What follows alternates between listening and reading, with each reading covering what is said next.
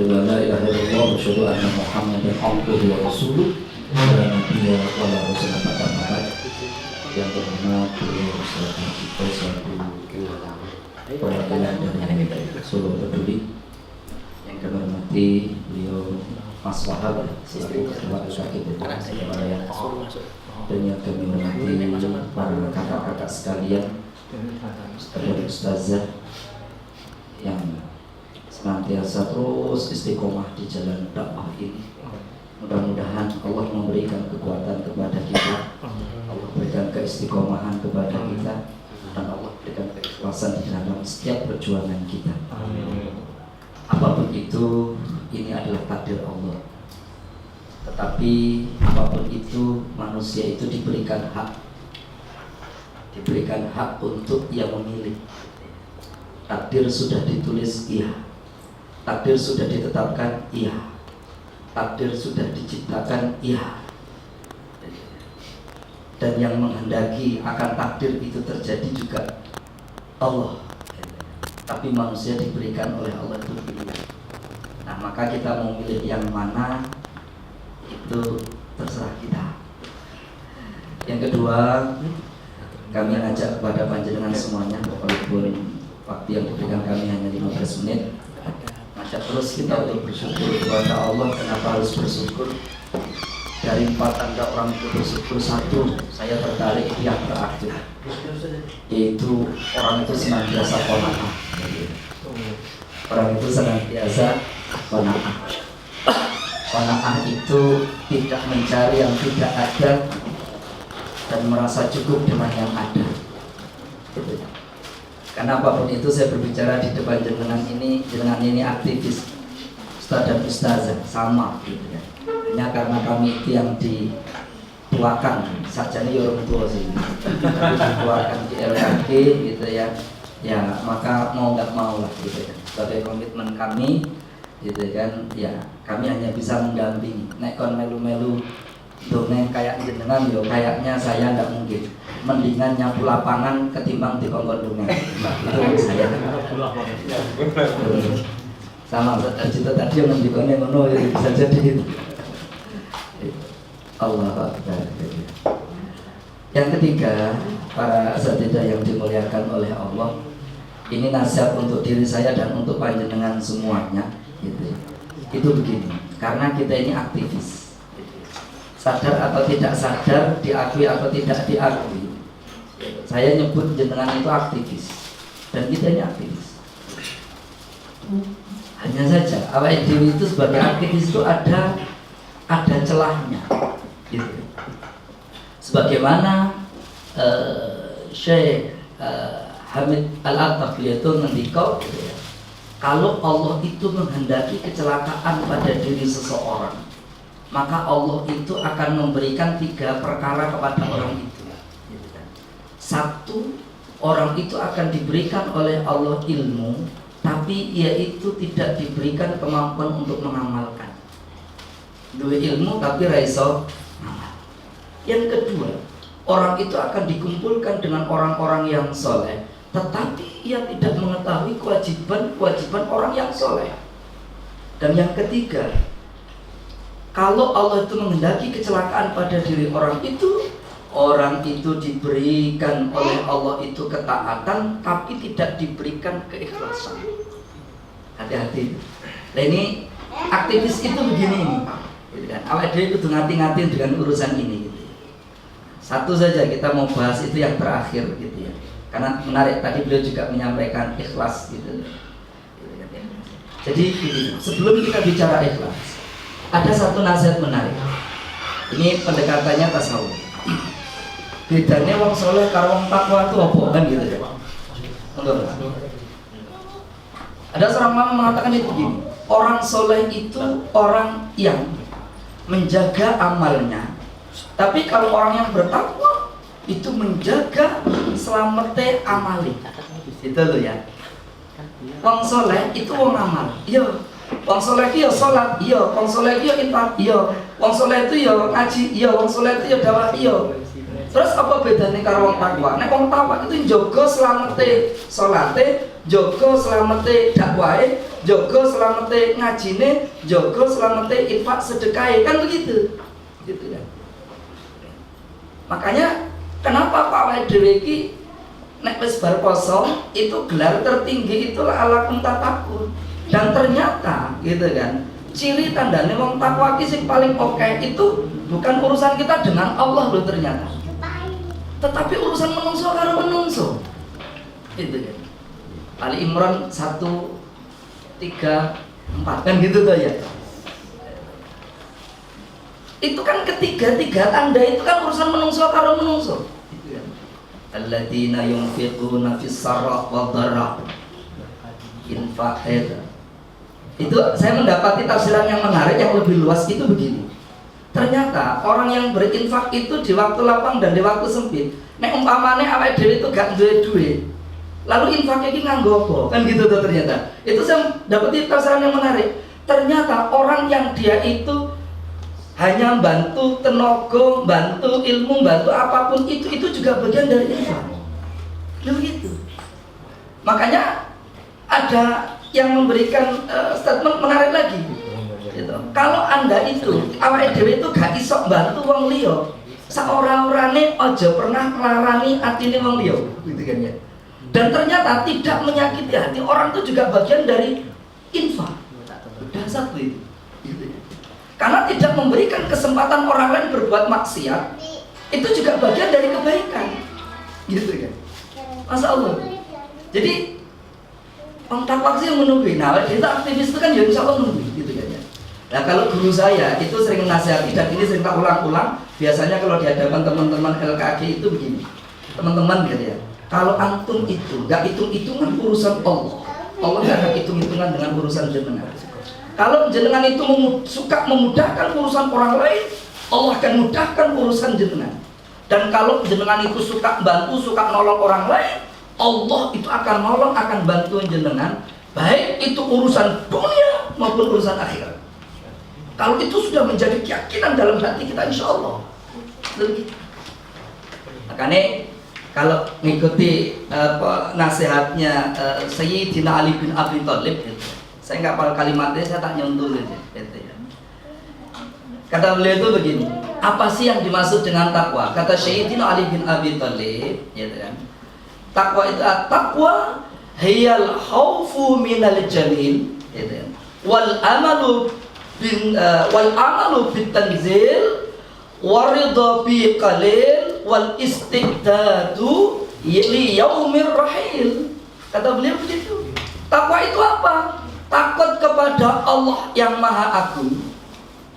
Jadi khauf itu penting, gitu. Khauf itu penting. Terus mengamalkan Al-Quran, gitu kan, mengamalkan apa yang diturunkan, gitu kan, yaitu Al-Quran, ridho dengan yang sedikit dan bersiap untuk hari akhir. Jadi begini teman-teman, saya mendapati satu saja deh yang di sini itu begini. Apa bedanya ridho dengan tawakal? Karena tadi Mas Wahab itu nyebut kalimat itu, gitu. Cara bedanya begini. Ini mohon maaf ya, ini saya pendekatannya bukan fikih lo ya, juga bukan akidah lo ya. Ini pendekatannya saya tasawuf. Itu begini. Wong tawakal itu orang yang menyerahkan urusan itu kepada Allah sebelum keputusan. Kalau ridho itu menerima ketetapan setelah keputusan, walaupun sama-sama itu diserahkan sama Allah. Dengar. Jadi nek tawakal itu sebelum keputusan, tapi kalau ridho sesudah keputusan. Gitu kan. Awake dhewe ini bareng-bareng nih dengan teman-teman di Solo Peduli gitu ya. Dalam rangka untuk membantu saudara-saudara kita di Gaza Palestina. Gitu. Target kita umpamanya 100 juta gitu. Loh ya, semakin kita banyak bantu semakin insyaallah. Gitu. Karena ini amalan yang bersifat mutaati. Gitu. Amalan mutaati itu amalan yang manfaatnya untuk orang lain tapi pahalanya terus ngalir kepada kita walaupun kita sudah tidak lagi mampu beramal.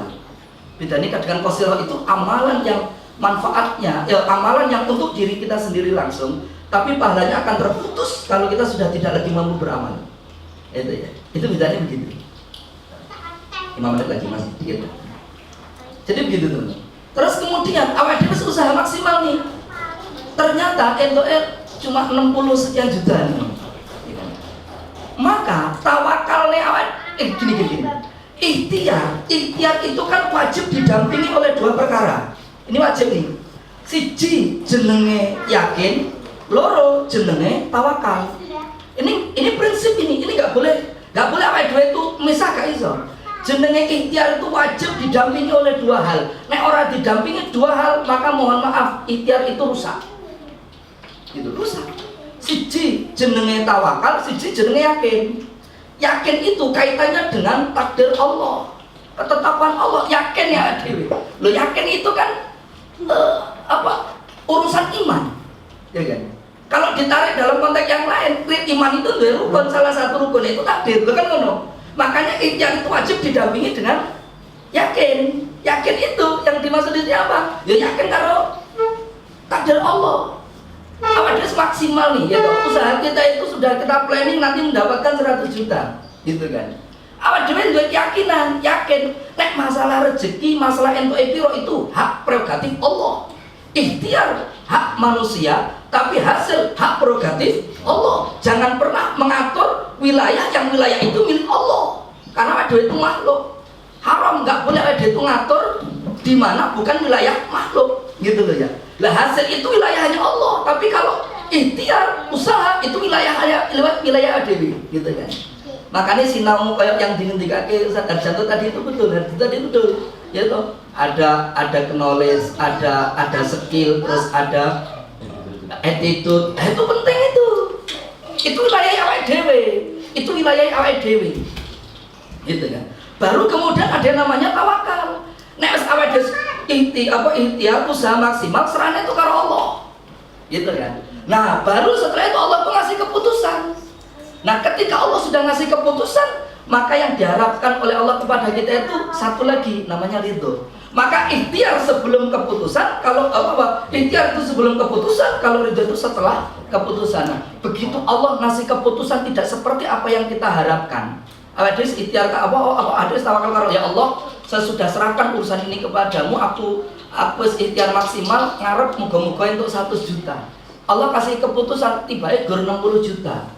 Itu ada gur dituntut satu di antara dua, ridho atau tidak. Nek awake dhewe ora, ya mohon maaf. Rusak tuh hati kita berarti.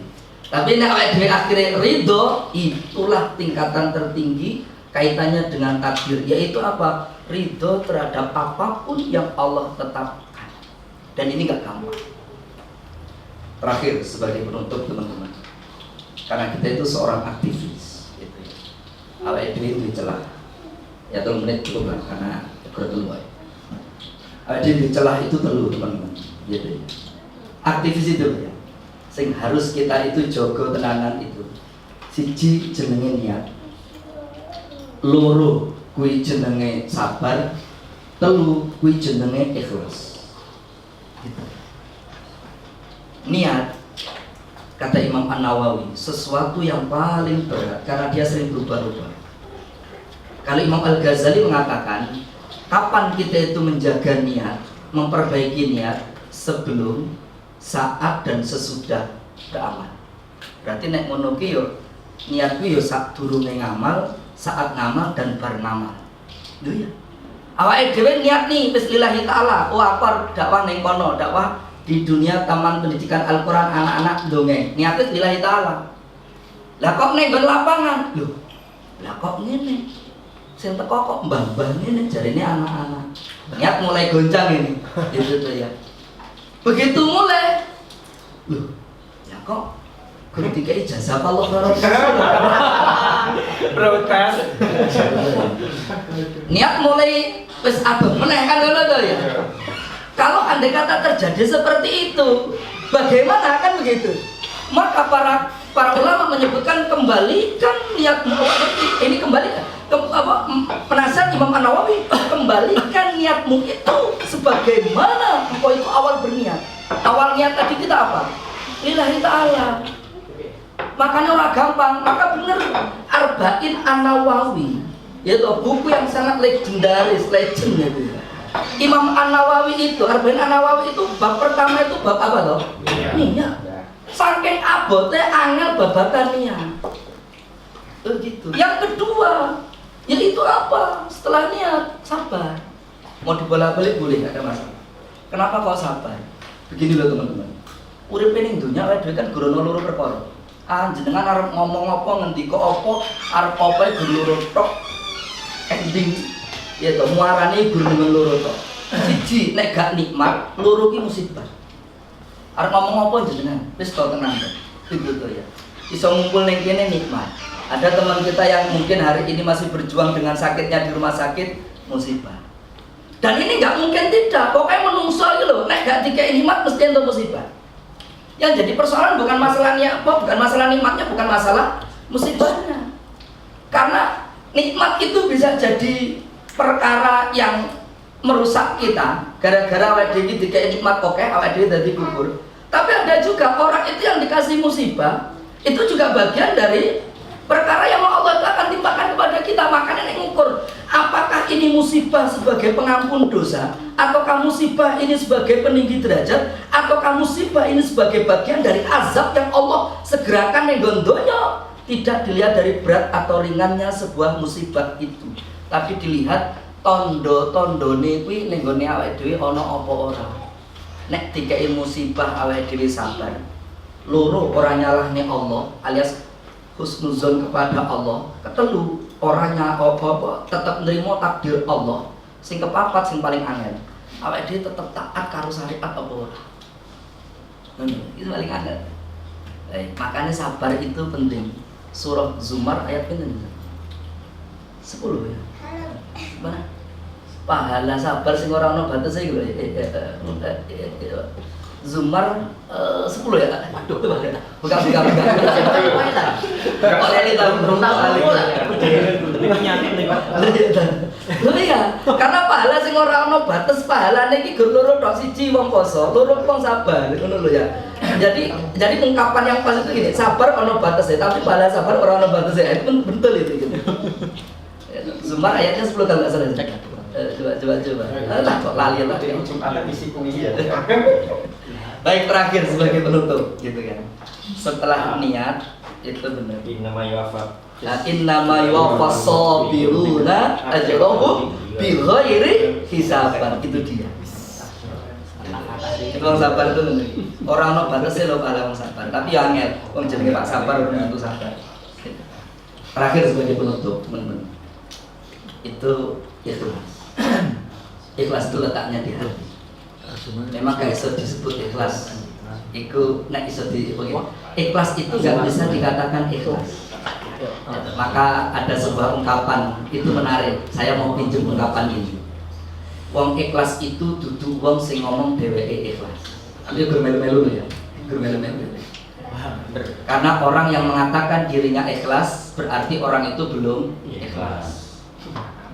Karena ikhlas itu tidak membutuhkan kalimat ikhlas. Maka kalau babakan ikhlas itu awake dhewe dikongkon sinau karo seorang yang luar biasa namanya Al-Qarni. Apa kata beliau? Jika engkau beramal ada atau tidak ada orang itu kok sama, berarti Anda itu ikhlas. Jadi nek ada itu ngamal ono wong padha karo ora ono wong kok padha, itu namanya ikhlas. Terakhir sebagai closing, ngutip dari pernyataan Sayyidina Ali bin Abi Thalib. Mungkin nanti kalau saya salah ya diluruskan. Kalau kita kalau kita itu rajin beramal ketika ada orang, males beramal ketika tidak ada orang, tambah rajin beramal ketika diuji, terus males beramal, nek bahasanya wong Jawa mutung beramal ketika kita itu dimaki, dicela, dicaci, hati-hati dalam hati kita masih belum disebut ikhlas, karena hati kita masih dikuasai oleh penyakit yang namanya riya. Saya rasa itu saja. Mudah-mudahan ini menjadi inspirasi kebaikan untuk kita semuanya. Sekali lagi tidak ada niatan kami untuk menggurui panjenengan. ini bagian dari LPG dan Solo Peduli. Kami sekali lagi sebagai yang dituakan BMKG mohon maaf yang sebesar-besarnya atas selama ini mungkin ada gaul dengan teman-teman semuanya yang hilaf salah, ya mohon dimaklumi. Ada benar katanya dari Allah, ada salah dari kami sebagai manusia biasa. Wabillahi taufiq wal hidayah. Assalamualaikum warahmatullahi wabarakatuh. Waalaikumsalam warahmatullahi wabarakatuh.